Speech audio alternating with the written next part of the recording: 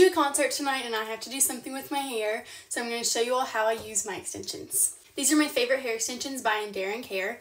They have an invisible clip-in and they are 100% Remy hair. To start off, I use these clips that they give you and just split my hair.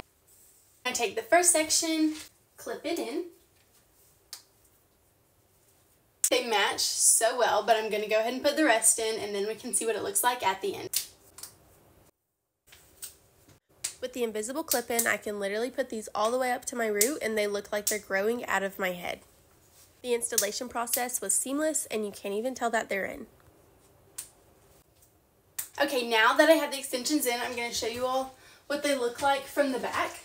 The color matches perfectly and they blend really well.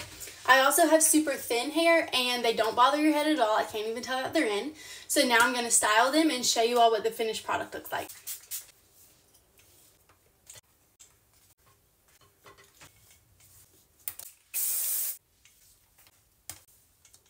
I just put some loose curls in it and I love how it looks. They're so soft and I think they blend perfectly. Here is what it looks like from the back.